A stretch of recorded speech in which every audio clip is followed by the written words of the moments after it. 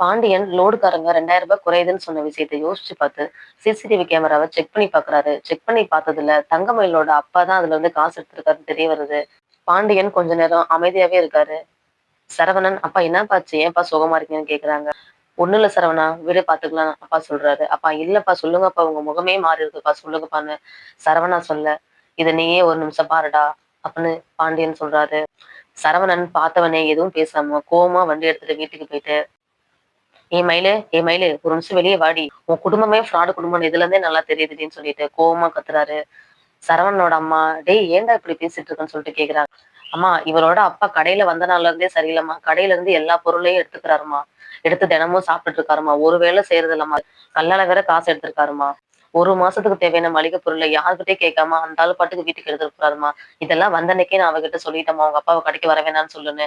ஆனா அவ எதையுமே சொல்லாம அவ பாட்டுக்கு விட்டுட்டா. இன்னைக்கு அந்த ஆளு வந்து கல்லால உட்காந்துக்கிட்டு கணக்கு வழக்க பார்த்துக்கிட்டு கணக்கு வழக்க தப்பு தப்பா எழுதி வச்சு இப்ப ரொம்ப பெரிய பிரச்சனை ஆயிடுச்சும்மா கடையில" அப்படின்னு சரவணன் சொல்றான். கோமதி ஒண்ணுமே புரியாம மயில பாக்குறா.